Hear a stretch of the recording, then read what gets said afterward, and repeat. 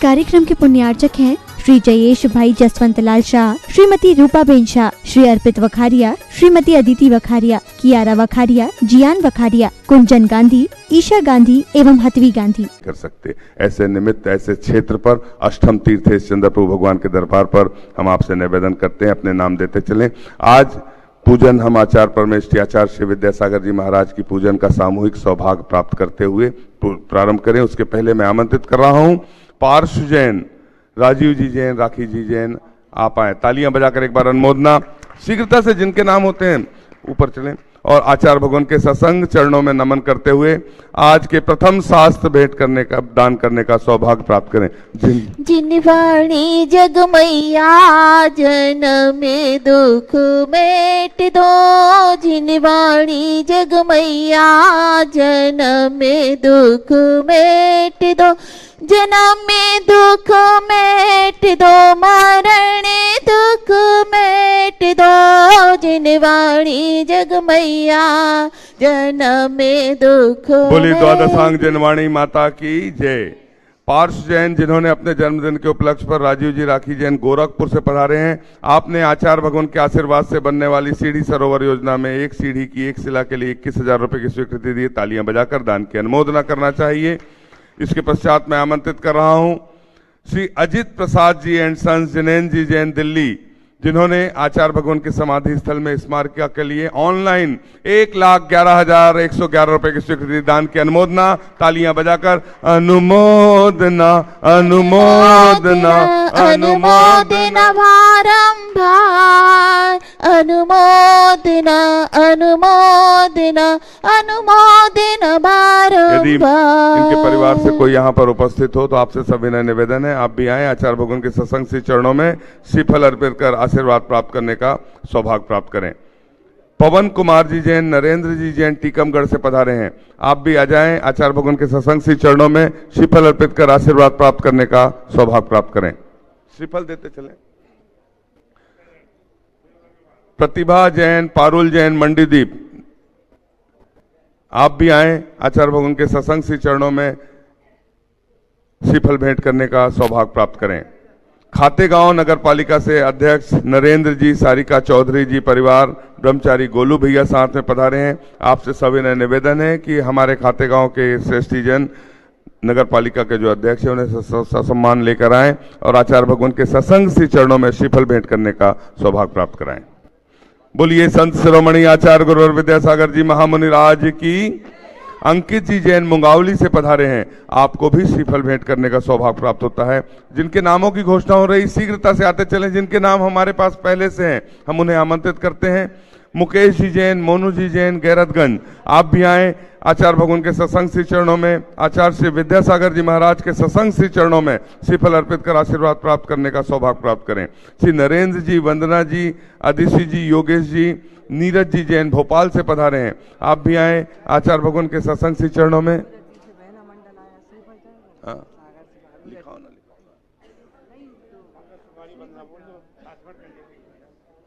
पंकज जी जैन, सुपारी जी जैन, श्रीमती वंदना जी जैन, आपने भी सीढ़ी सरोवर की योजना से जुड़ते हुए 21,000 रुपए की स्वीकृति दी है, आपको भी साथ भेंट करने का सौभाग्य प्राप्त होता है। जिनवाणी जग मैया जन्म दुख मेट दो, नरेंद्र जी, वंदना जी भोपाल साथ भेंट में। हाँ,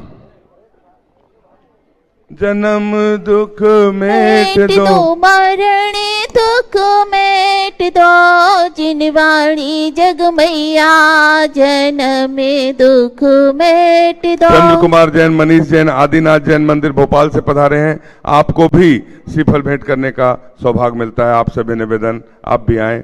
हमारे पास जितने नाम थे हमसे सबके नामों को आमंत्रित करने का प्रयास किया। यदि किसी का नाम छूट गया हो तो आप अपना नाम पुनः यहाँ पर दे सकते हैं। वैशाली गांधी मुंबई से पधारी हैं, आपने आचार्य भगवान के आशीर्वाद से बनने वाली सीढ़ी सरोवर योजना में सीढ़ी की एक शिला के लिए 21,000 रुपए की स्वीकृति। तालियां बजाकर दान की अनुमोदना। मेरा पुनः निवेदन, दान में किसी का भी नाम आता है अनुमोदना करना चाहिए। गुरु वाणी लागे हो, गुरु वाणी लागे, जैसो मीठो मीठो गंगा तेरो पानी लागे, हो मीठो रस से भरी रे गुरु बाणी लागे, हो गुरु बाणी लागे। जैसे मीठो मीठो गंगा तेरो पानी लागे। सागर भाग्योत्तर तीर्थ महिला मंडल सागर से हैं। आप भी आए, आचार्य भगवान के सत्संग श्री चरणों में श्रीफल अर्पित कर आशीर्वाद प्राप्त करने, राशि कार्यालय में जमा करना है। अदिति जैन, प्रदीप जी जैन, भंसाली, नया पारा, राजिम, आपने भी सास प्रदान करने का सौभाग्य प्राप्त किया है। बोलिए संत शिरोमणि आचार्य गुरुवर विद्यासागर जी महामुनि राज की, समस्त आचार्य संघ की। हम सभी को आचार्य परमेष्ठी की सामूहिक पूजन करने का सौभाग्य प्राप्त होता है। हम सब मिलकर, मेरी आवाज जहां तक जा रही है, सभी लोग शीघ्र अतिशीघ्र बड़े पंडाल में अपनी बैठक व्यवस्था अनुसार स्थान सुरक्षित रखें और हम सभी आचार्य परमेष्ठी की पूजन करना प्रारंभ कर रहे हैं। बोलिए संत शिरोमणि आचार्य गुरुवर विद्यासागर जी महामुनि राज की। रोम रोम से निकले गुरुवर नाम तुम्हारा, हो नाम तुम्हारा।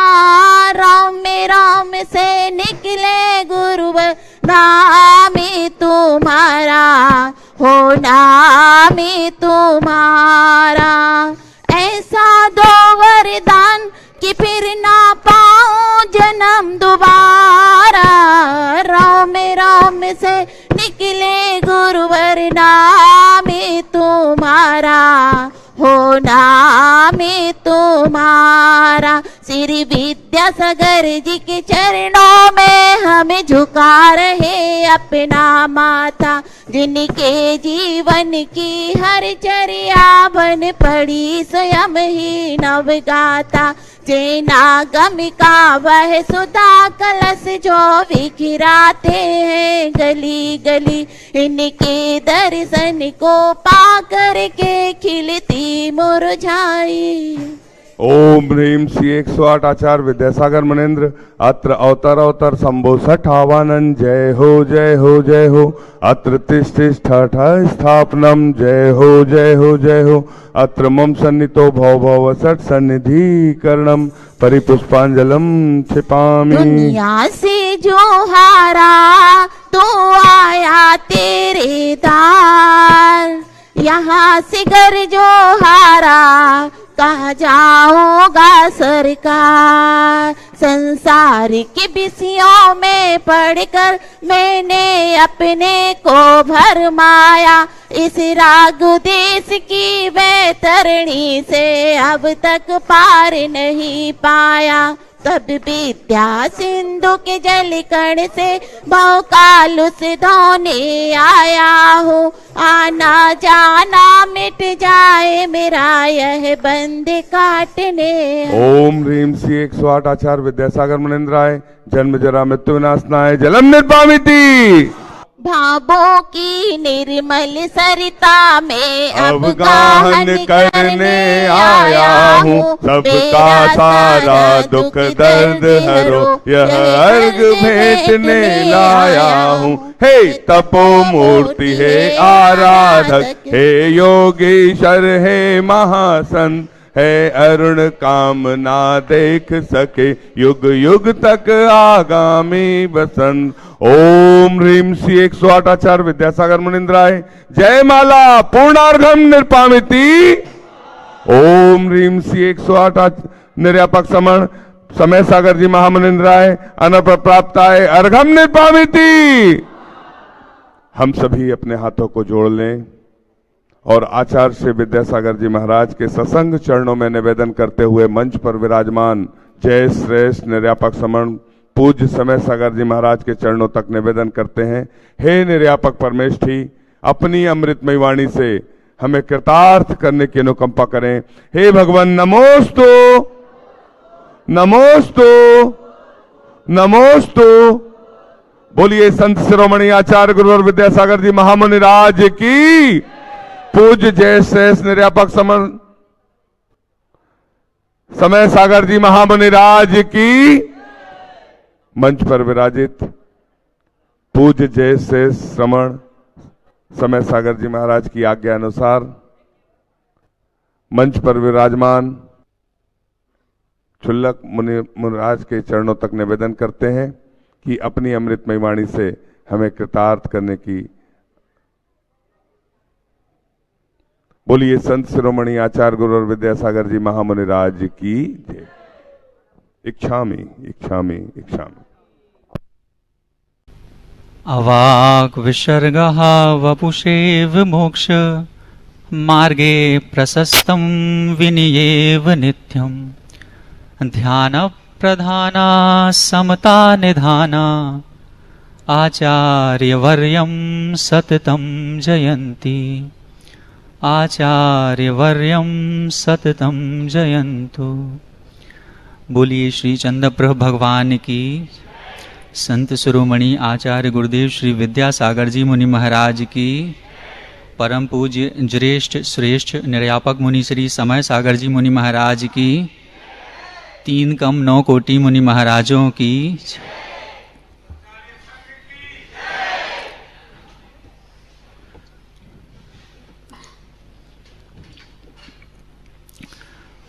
पिछले वर्ष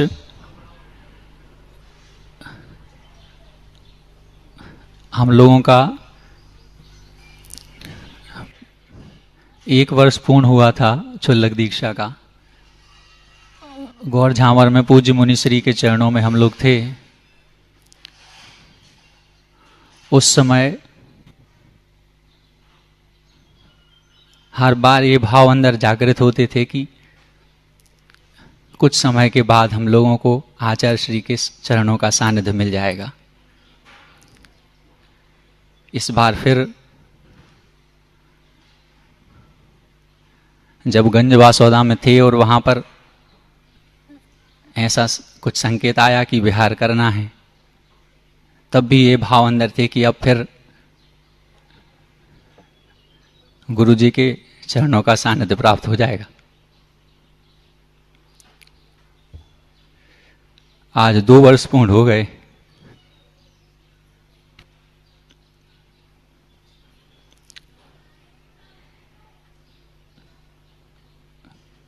अब पूज्य बड़े महाराज जी हमारे गुरुवर हैं।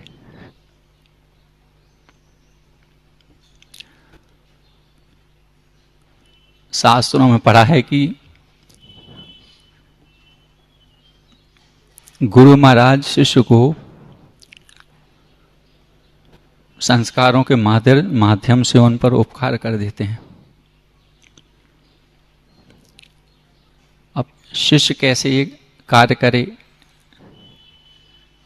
तो उन्होंने कहा कि हाँ, शिष्य भी गुरु पर उपकार कर सकता है।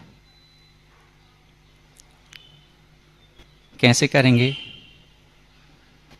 तो कहा जो शिक्षाएं गुरु ने दी हैं, जो संस्कार गुरु ने दिए हैं, गुरु के आदर्शों पर, गुरु के वचनों पर श्रद्धा रखते हुए समर्पण के साथ यदि उनकी आज्ञा का पालन किया जाए तो कथनचित गुरु पर भी उपकार किया जा सकता है।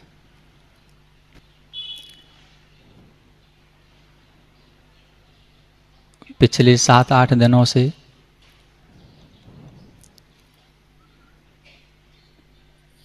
गुरु जी के श्री चरणों में भावांजलि सभा, श्रद्धांजलि सभा के रूप में हो रही है।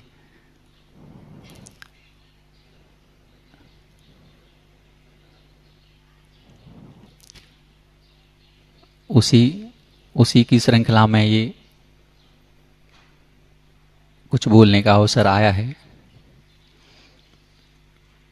आचार्य महाराज के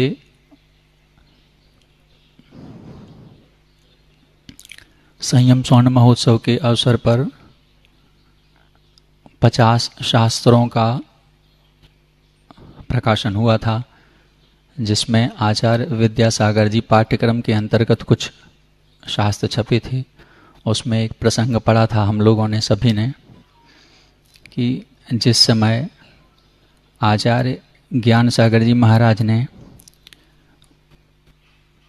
अपने आचार्य पद को उनके योग्यतम शिष्य गुरु जी के लिए प्रदान करने के भाव रखे और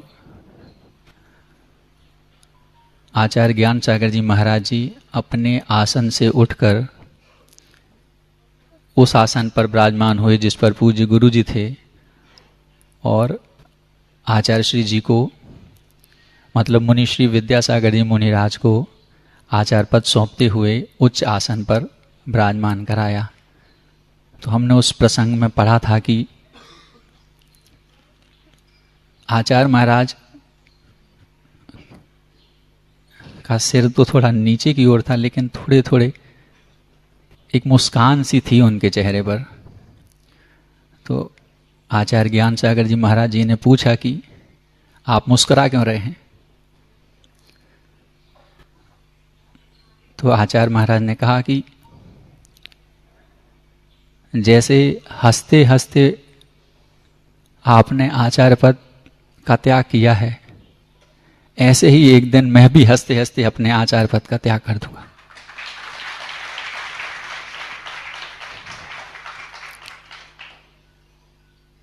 और वही कार्य उन्होंने कर दिखाया। उनका सारा जीवन प्रदर्शन से दूर रहा और उनकी दीक्षा का महोत्सव भी प्रदर्शन से दूर था और उनकी समाधि का अवसर भी प्रदर्शन से दूर था। हम सबका जीवन भी वैसा बने। आचार्य गुरुदेव श्री विद्यासागर जी मुनि महाराज की जय। हेलो, हम सभी अपने हाथों को जोड़ लें और मंच पर विराजमान जय शेष निर्व्यापक समण पूज्य समय सागर जी महाराज के चरणों तक चलते हैं, निवेदन करते हैं। हे निर्व्यापक परमेष्ठी, अपनी अमृतमय वाणी से हमें कृतार्थ करने की अनुकंपा करें। हे भगवान। ओम नमः सिद्धेभ्यः, ओम नमः सिद्धेभ्यः, ओम नमः सिद्धेभ्यः। नमः श्री वर्धमानाय निर्धूत कलिलात्मने सालोकानां त्रिलोकानां यद् विद्यादर्पणायते। अहिंसा परमो धर्म की महावीर भगवान की प्रातः स्मरणीय परम पूजाचार्य गुरुवर श्री विद्यासागर जी मुनि महाराज की जय।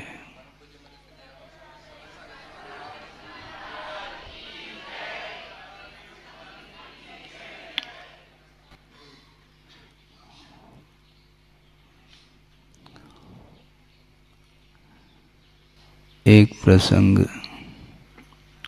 आपके सामने रख रहा हूँ।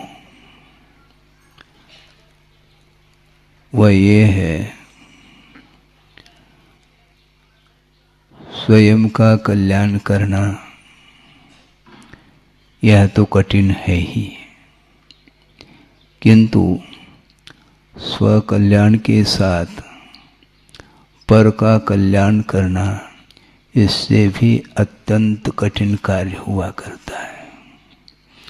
अपने मन को केंद्रित करना, अपने मन को नियंत्रण में रखना, यह पुरुषार्थ साध्य है, किंतु दूसरे के मन को नियंत्रण में रखने के लिए सहयोग दिया जा सकता है, किंतु कार्य स्वयं को करना होता है।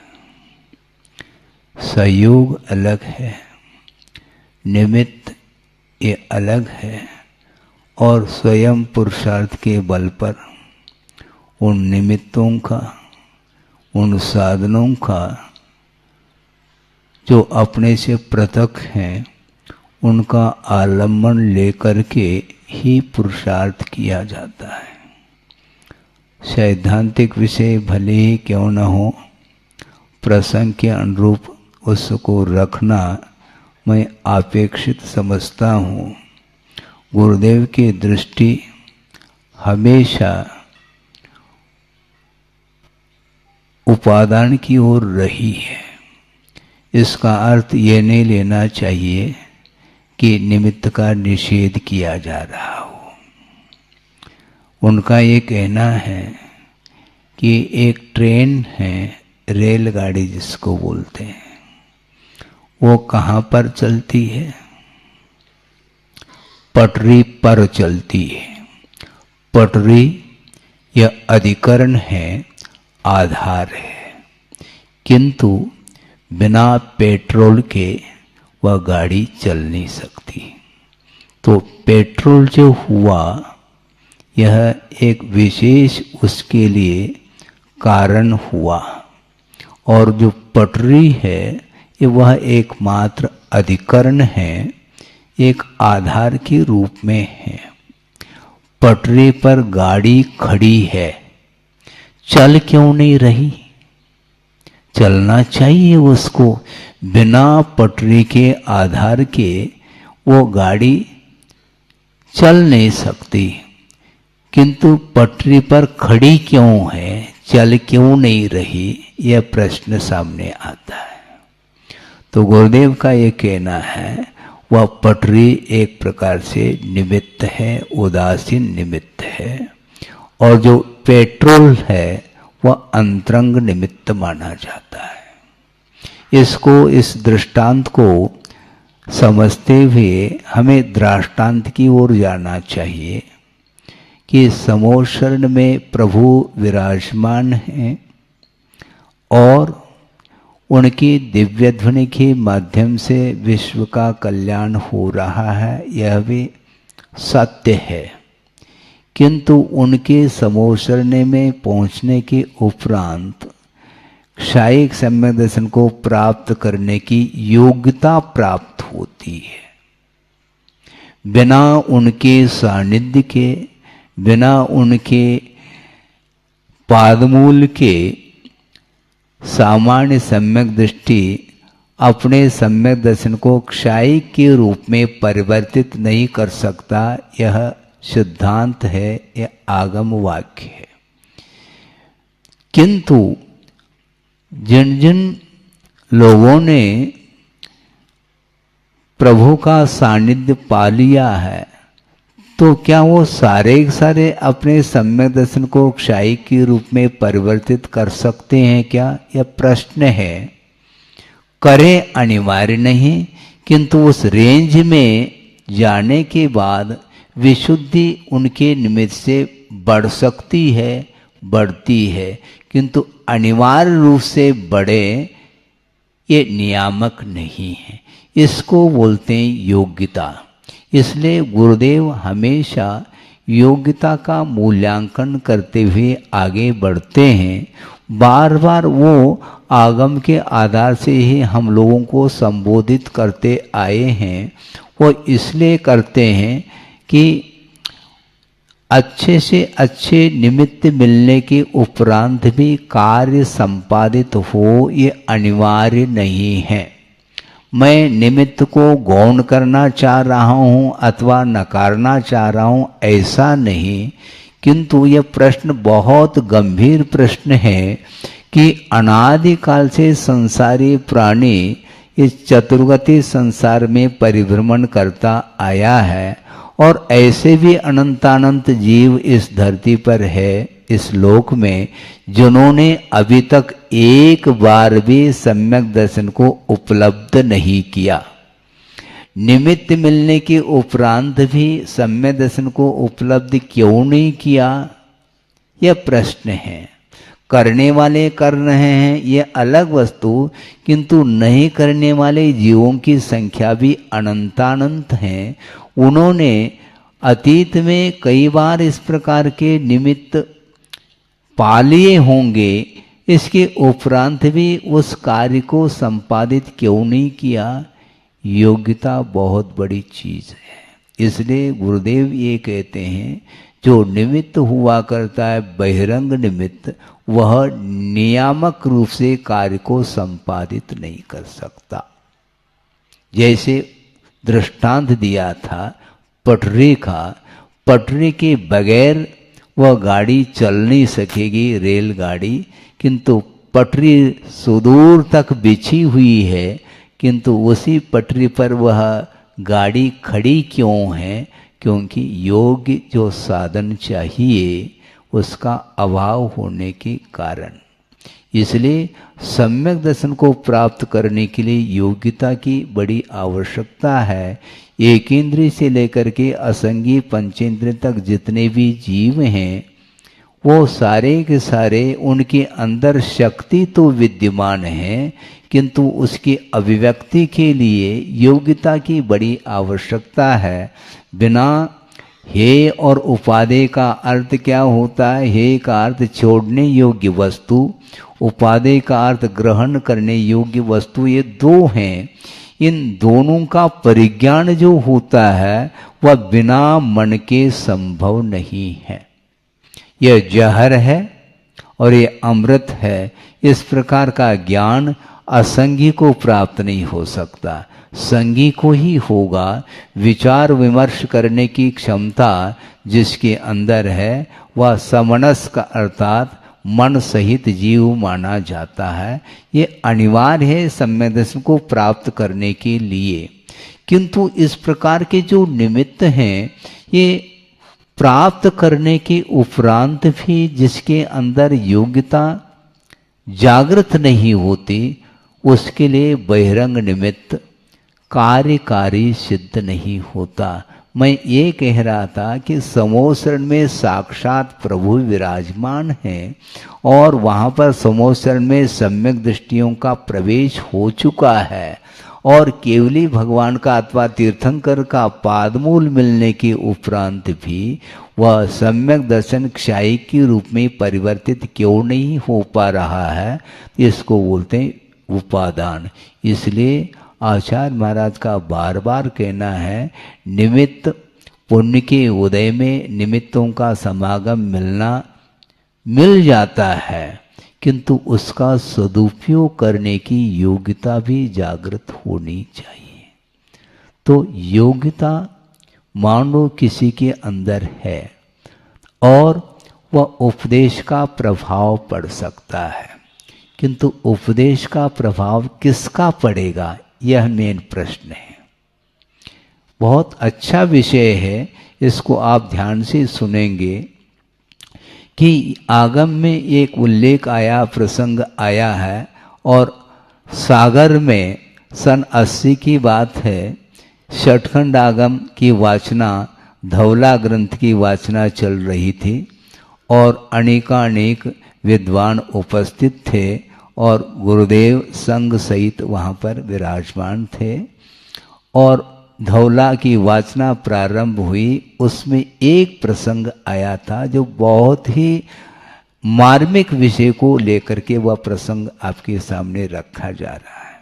वह ये है कि सम्यक दर्शन की जो उत्पत्ति होती है उसमें कुछ बहिरंग कारण हैं, जिसमें जाति स्मरण, जनबिंब दर्शन, देववृद्धि दर्शन, धर्म श्रवण, वेदनानुभव, जन महिम दर्शन इत्यादि अनेक प्रकार के सम्यक दर्शन की उत्पत्ति में ये बहिरंग कारण है, अंतरंग कारण नहीं। अब प्रश्न ये है कि धर्म श्रवण के माध्यम से सम्यक दर्शन की उत्पत्ति होती है। आप ध्यान दें क्योंकि ये विषय सिद्धांत का है, इसलिए लेकिन बहुत सरल शब्दों में बताने का हम प्रयास कर रहे हैं, जिसके माध्यम से आप लोगों को भी वह आगम की गहराई आपको ज्ञात हो सके कि धर्म श्रवण के माध्यम से सम्यक दर्शन की उत्पत्ति होती है। और धर्म श्रवण किस किस गति में हो सकता है? सभी गति में धर्म श्रवण के माध्यम से सम्यक दर्शन की उत्पत्ति होती है, ऐसा उल्लेख है। किंतु जो नरगति में रहने वाले, अधोगति में रहने वाले जो नारकी हैं, उनके पास भी सम्यक को उपलब्ध करने की योग्यता है और प्रथम पृथ्वी से लेकर के तीसरी पृथ्वी तक धर्म श्रवण के माध्यम से सम्यक दर्शन को प्राप्त कराया जा रहा है। किसके द्वारा? महाराज। वहां पर कोई महाराज पहुंचते हैं क्या? महाराज नहीं पहुंचते हैं। फिर कौन पहुंचते हैं? महाराज। वहां पर देवों का आवागमन वहां तक होता है। कहां से कहां तक? प्रथम पृथ्वी से लेकर के तीसरी पृथ्वी तक जो देव हैं, सम्यक दृष्टि देव, वे उन नारकियों को सम्यक दर्शन को प्राप्त कराने के उद्देश्य को लेकर के वहां पर पहुंच जाते हैं और धर्म श्रवण के माध्यम से उनको सम्यक दर्शन प्राप्त कराते हैं। प्राप्त करने की योग्यता उन नारकियों में भी है, किंतु प्राप्त जो होगा उसके लिए बहिरंग कारण भी बहुत अनिवार्य सिद्ध होता है। तो देव वहां तक जाकर के उन नारकियों को, जो मिथ्या दृष्टि नारकी हैं, उनको सम्यक दर्शन प्राप्त करा रहे हैं। एक बात। दूसरी बात ये है, वहां पर जो नारकी हैं वो सारे मिथ्या दृष्टि ही हैं, ऐसा भी नहीं। सारे सम्यक दृष्टि ही हैं, ऐसा भी नहीं। कुछ सम्यक दृष्टि भी नारकी हैं और मिथ्या दृष्टि भी नारकी हैं। जो मिथ्या दृष्टि नारकी हैं उनको सम्यक को प्राप्त कराया जा रहा है देवों के द्वारा धर्म श्रवण के माध्यम से। यहां तक बात आ गई। अब चलिए धीरे से नीचे। तीसरे पृथ्वी के उपरांत नीचे के जो 4 पृथ्वी हैं, जिनमें नारकियों का आवास वहां पर भी है, वहां पर भी मिथ्या दृष्टि नारकी भी है और सम्यक दृष्टि भी नारकी है, किंतु देवों का आवागमन तीसरे पृथ्वी तक ही होता है, उसके नीचे नहीं। अब प्रश्न ये खड़ा हुआ कि महाराज, चतुर्थ पृथ्वी से लेकर के सप्तम पृथ्वी तक जो मिथ्या दृष्टि नारकी हैं, उनको धर्म श्रवण कराने के लिए देव तो जा नहीं सकते, फिर वहां पर धर्म श्रवण के माध्यम से सम्यक की उत्पत्ति नहीं होती। इसलिए उनकी जिज्ञासा ये है, पूर्व पक्ष बना करके आगमकार उत्तर दे रहे हैं कि शिष्य प्रश्न कर रहा है कि महाराज, फिर चौथे पृथ्वी से नीचे रहने वाले जो मिथ्या दृष्टि नारकी हैं, उनको धर्म श्रवण कराने वाले देव तो जाएंगे नहीं। वहां पर रहने वाली जो स्थानीय सम्यक दृष्टि नारकी हैं, वे मिथ्या दृष्टि नारकियों को धर्म श्रवण करा करके सम्यक को उपलब्ध कराना चाहिए। ऐसी जिज्ञासा पूर्व पक्ष के रूप में रख करके उसका उत्तर दिया है। समझ में आ रहा है? देव तो जाएंगे नहीं, तो महाराज जो सम्यक दृष्टि नारकी है वो मिथ्या नारकियों को बिठा करके धर्म श्रवण करा ले। माई की व्यवस्था भी हो सकती है, लेकिन आचार्य कहते हैं ऐसा संभव नहीं। फिर किन निमित्तों से सम्यक की उत्पत्ति होगी? तो उत्तर दिया है, जाति स्मरण के द्वारा और वेदनानुभव के माध्यम से सम्यक की उत्पत्ति होती है। तो धर्म श्रवण क्यों नहीं करा सकता एक नारकी सम्यक दृष्टि मिथ्या दृष्टि नारकी को? उत्तर बहुत ही मार्मिक उत्तर दिया है कि भव संबंधेन पुव्वेर संबंधेन वा परपर अनुगेज अनुगहाय भावानाम असंभवादो कहा। भाव इसका ये है कि परस्पर में अनुग्रह करने के भाव सम्यक दृष्टि नारकियों को भी नहीं हो सकता, क्योंकि भव संबंधी न वहाँ की ऐसा वातावरण है, ऐसा एक उस पर्यायगत इतनी विशेषता है कि एक दूसरे के प्रति अनुकंपा करुणा दया भाव धारण करके वो मिथ्या दृष्टियों की नारकियों को सम्यक दर्शन प्राप्त कराने का भाव नहीं हो सकता। इससे स्पष्ट है दूसरे के ऊपर अनुग्रह करने के लिए स्वयं के ऊपर भी अनुग्रह होना अनिवार्य सिद्ध होता है। वो मध्य प्रदेश में बुंदेलखंड में और उसमें भी सिद्ध क्षेत्र में ही हुए हैं और कुछ अच्छे क्षेत्र में भी हुए हैं। इस प्रकार मैं सोचता था कि आचार्य महाराज सिद्ध क्षेत्र अच्छे क्षेत्र को क्यों चुनते हैं, जबकि बड़े बड़े जो महानगरी हैं जहाँ पर लाखों की करोड़ों की संख्या है, वहाँ पर जाकर के बड़ी प्रभावना होगी और होलसेल व्यापार उनका चलेगा। वो इस प्रकार क्षेत्र में आकर के क्यों चातुर्मास आदि करते हैं, ये मन में बार बार विचार आता था। अब वह सारा का सारा विकल्प हमारे शांत हो चुके हैं। इसलिए आगमकार ये कहते हैं कि आत्मा का जो विकास होता है वह विशेष द्रव्य क्षेत्र आदि के निमित्त को लेकर के होता है। दिल्ली है, बॉम्बे है, कलकत्ता है आदि आदि जो महानगरी माने जाते हैं, वहाँ पर 5 मिनट बैठ करके शांति के साथ हम अपने आवश्यक क्रियाओं को न कर सकेंगे न दूसरे को करा सकेंगे। इतना विशाल जो चतुर्विध संघ का निर्माण उन्होंने किया है, इसके अलावा भी जो ब्रह्मचर्य और ब्रह्मचारिणी के रूप में जो उन्होंने अपने माध्यम से, आगम के माध्यम से इन लोगों को जो उपदेश आदि दे करके यहाँ तक ले आए हैं, इसमें एकमात्र शांतमय वातावरण उन्होंने चुना है। उसके बिना ये संभव नहीं। और ये प्रतिभा स्थले यहाँ पर चंद्रगिरी में आप देख रहे हैं, अभी मैं जंगल गया था, बिल्कुल सन्नाटा छाया हुआ था, वहाँ पर बिल्कुल शांत वातावरण है।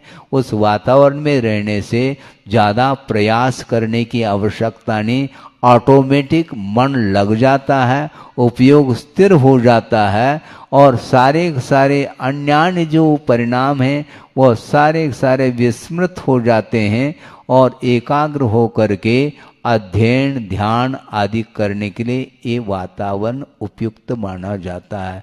इस प्रकार 50-55 साल तक उन्होंने अपने आत्म साधना करते हुए अपने लक्ष्य को, ध्रुव लक्ष्य को नहीं भूलते हुए विश्व कल्याण करने के लिए जो पुरुषार्थ किया है और उसके माध्यम से उन्हें जो सफलता मिली है, वो सारा सारा दृश्य हमें आज वर्तमान में देखने को मिल रहा है। इस प्रकार भविष्य में इसमें उत्तरोत्तर वृद्धि उनके आशीर्वाद के माध्यम से, उनके दिए हुए जो संकेत हैं और मार्गदर्शन है, निर्देशन है, उनके आदेश हैं, उनको आत्मसात करते हुए उनके पद चिल्लों पर चलने का हम पुरुषार्थ करते हैं और बिना किसी विषयों की आकांक्षा रखे हम धर्म की आराधना और गुरु की उपासना करते हैं, तो निश्चित रूप से हमारा भी कल्याण अल्पकाल में हो सकता है। हो इस पवित्र भावना के साथ अहिंसा परमो धर्म की जय। बोधि समाधि परिणाम शुद्धि स्वात्मोपलब्धि शिव शोक सिद्धि चिंतामणिम चिंतित वस्तुदाने त्वां वंदमानस्य ममास्तु देवी। परम पूज्याचार्य गुरुवर श्री विद्यासागर जी मुनि महाराज। इस कार्यक्रम के पुण्यार्चक थे श्री जयेश भाई जसवंत लाल शाह, श्रीमती रूपाबेन शाह, श्री अर्पित वखारिया, श्रीमती अदिति वखारिया, कियारा वखारिया, जियान वखारिया, कुंजन गांधी, ईशा गांधी एवं हथवी गांधी।